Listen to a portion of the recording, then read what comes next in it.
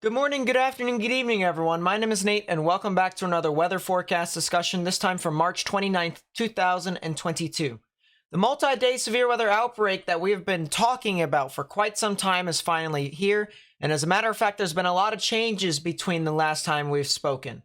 The Storm Prediction Center has issued a 4 out of 5 on the severe weather scale tomorrow with a chance of hurricane-force wind gusts across the area and strong tornadoes. What will some of the impacts be, as well as when and where, will all be answered later on in the video. But before we get started, I do want to mention that we will be going live tomorrow throughout all of the moderate risk to try and get the word out for where these thunderstorms could be at, how strong they will be, as well as what they could potentially do in the future. So if you want free radar coverage, please come back to the channel and turn on notifications to stay up to date as to when I will be posting that live stream. If you want to stay up to date with when specifically, please join my Discord server or follow my Twitter to stay up to date with all the latest information on that. And please be sure to subscribe to stay up to date with all the latest weather information throughout the spring, as severe weather will continue to exist even after these events. Also, I need your guys' help to spread this information with as many people as possible, so please be sure to copy the link to this video and spread it with friends and family and on social media, as well as be sure to hit that thumbs up button down below to help me get this out to more and more people on YouTube. With that being said, let's take a look at the simulated radar here from the North American model to try and determine as to what we could potentially see here, not just from tonight into tomorrow, but from tomorrow into Thursday. And you can see we already have some showers and thunderstorms that are forming across portions of the Central Plains that is expected to move on through, even in towards portions of the borders of Iowa and Nebraska, heading off towards the Kansas City, Topeka areas, even moving on through right now as we speak. Wichita, OKC, Tulsa, even in towards areas along the Dallas-Fort Worth metro area and even towards Fort Smith. This will continue to move on through, as well as some wintry precipitation up north. A lot of snow is expected to fall across areas of the upper Midwest, and even some freezing rain and sleet in towards portions of the Great Lakes in towards Ontario. You can see how the line also starts to congeal a lot more, and it becomes a lot more widespread heading in towards tomorrow's risk, and that will continue to basically create hurricane force winds, as well as the chance for significant tornadoes along that line all the way through from Wednesday afternoon into Wednesday evening. And you can see that this also leads into our next severe weather risk here, which would be the day after on towards Thursday. And you can see there are some scattered showers and thunderstorms over in towards portions of the mid-Atlantic, as well as the residual showers and thunderstorms from the line that moves on through in towards portions of Georgia and the Big Bend of Florida. So definitely something to watch out for that as this continues to progress. Let's zoom in here towards the risk here this evening. We have a 2 out of 5 on the severe weather scale issued across the board here from Iowa all the way down to Texas, basically the I-35 corridor. And we even have some severe thunderstorm watches in effect across the board right now. And that'll continue to be the case as this moves on through in towards the overnight hours. We're passing midnight now, and this is still going all the way through. This is now starting to congeal into a more defined line here as this progresses in towards the afternoon hours of tomorrow in towards Wednesday. And you'll see how this thing really starts to amplify as this gets closer and closer towards the eastern Louisiana, eastern Arkansas, as well as extreme eastern Missouri general frame. And this is when we start to get into the extreme areas here, where we have a 4 out of 5 on the severe weather scale for areas near Memphis, Baton Rouge, Mobile, Jackson, and Tuscaloosa, as well as the surrounding areas that could potentially see some significant damaging winds and upwards of hurricane force, as well as significant tornadoes. And so basically anyone out in front of this line right here, right? You guys see this line that progresses on through. If you're out in the path of this line, you really need to watch out for the potential of hurricane force winds, especially areas over here from the border of Missouri. I actually even say portions of Missouri all the way down in towards northern Louisiana. I think this is where the highest threat for significant winds is possible. And I think that's actually where the majority of the risk is going to be. I think areas mainly north of Hattiesburg, I'd say north of Hattiesburg, heading off towards the Jackson and Meridian areas, even further north towards Tupelo and Greensboro, and then even as far north as Memphis, Paducah, even towards other areas around that general area could potentially see the significant winds and potentially even significant tornadoes possible along that same line. And so that's definitely something we're going to have to monitor as this moves on through. And you can even see how the line continues to linger even past midnight and then starts to deteriorate a little teeny bit as we get into the early morning hours of Thursday. The one thing I will say, all right, this is a bit of a sleeper risk here, is that these prefrontal storms out here, out in front of the front right here. So here's the front. What I'm talking about is these prefrontal convection spots over here, these thunderstorms out in front of the line.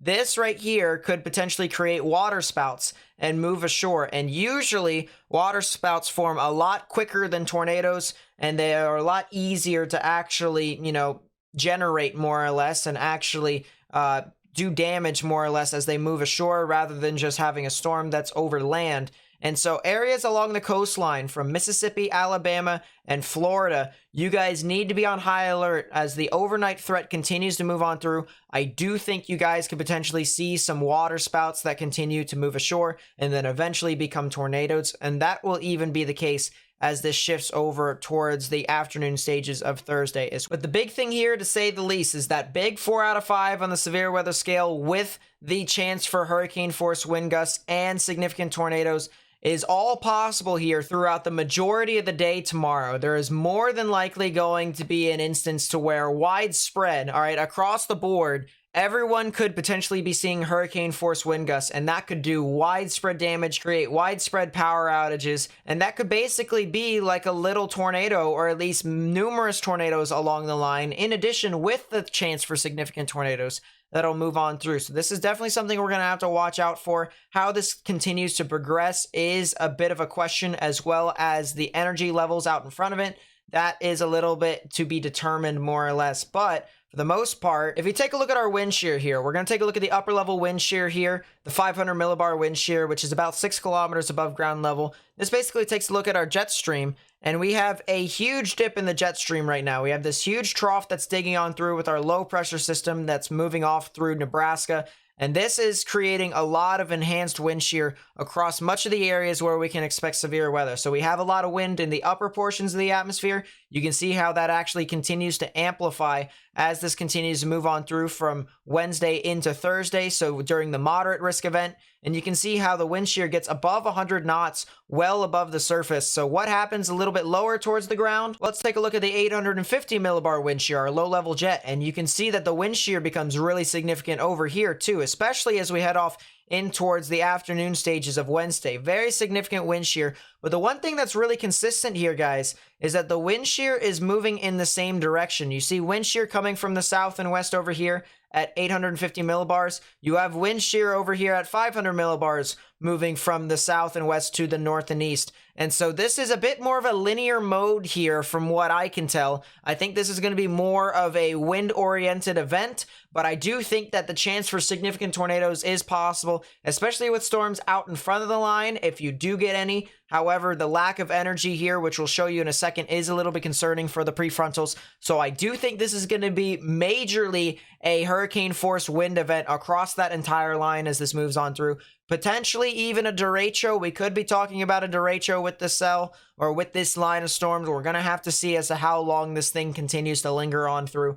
But this is still a very concerning event in regards to some widespread winds, and the potential for wind damage and power outages is possible. So if you guys are watching this video the night of the 29th or the morning of the 30th here of March, I highly recommend you start preparing now if you haven't already. Have a plan of action, all right? If you haven't already had a plan of action for if there is a severe thunderstorm warning or a tornado warning that gets issued for your area, you probably should have one. Get into the lowest innermost part of your building, particularly a bathroom or a closet with no windows, so you can put as many walls between yourself and the outside as possible, so that if there's any sort of debris, if there's any sort of tornado that comes on through and rips apart any sort of parts of your building, you may be able to have as many layers between yourself and that outer wall as possible. Now, the dew points across this area is relatively moist. We have 60-degree dew points for the most part that continue to elongate all the way through in towards portions of Illinois. And so the potential for severe weather is possible up there,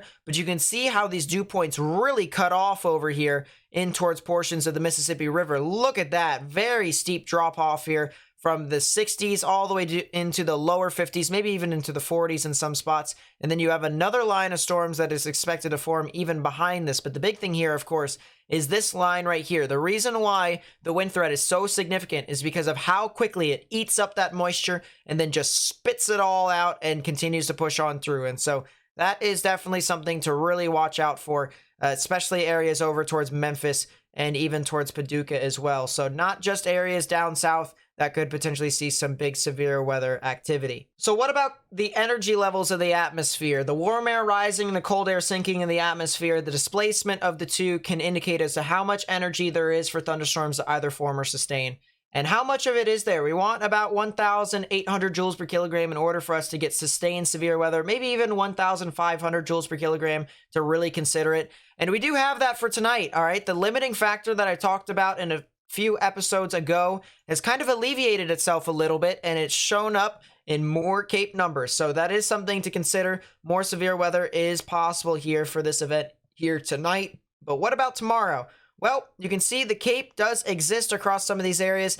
It does reach in upwards of 2,000 joules per kilogram, but it's not very evenly distributed. So it's going to be one of those things to where if there are any thunderstorms that form out in front of this risk, it'll really have to determine as to how quickly that warm air rises and cold air sinks.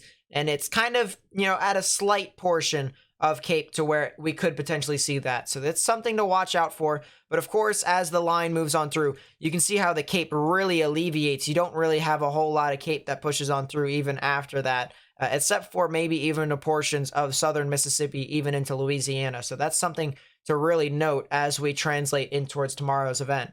Now, we do have a 2 out of 5 on the severe weather scale here on Thursday, specifically for portions of the mid-Atlantic, as well as in towards the deep south and the Big Bend of Florida. So what about timings for Thursday's event? Well, you can see how thunderstorms really become pretty sporadic across the board. Sometime around 4 to 3 o'clock, all right? 4 to 3 o'clock is when thunderstorms really start to fire off. And these storms, because of how discrete they are, they could potentially take advantage of the environment and become tornadic. So that is something to watch out for. But regardless, after that, you can see how it becomes more of a linear mode. You can see how it becomes more of a QLCS, or a squall line, more or less, as we like to call it. That becomes more of a strong damaging wind threat, and maybe even spotty hail and the chance for a brief spin up or two. But the real chance for tornadoes would have to be during this time period of, I'd say, 3 to 5, maybe even to 6 o'clock, when storms really become discrete. And then, of course, after that, once we get towards 8 o'clock, 9 o'clock, that's when things become a little bit more linear. So I'll have more information for you guys tomorrow morning in our lightning round video. I hope you guys enjoyed that video this morning, and I hope you guys enjoyed that video here today. If you did, please be sure to leave a like on the video, subscribe if you're new, turn on notifications to stay up to date with all that I provide, including the live stream that will be updated for you guys tomorrow. If you want radar coverage that is free, up to date, live, and accurate, please be sure to tune into the channel here and turn on notifications so that you guys may be able to stay up to date with all that I do over there. Also, please be sure to share this video with friends and family and on social media. Follow me on social media. Link will be in the description down below. And I will catch you guys tomorrow morning during the lightning round video. So peace out, everyone, and stay safe during this event.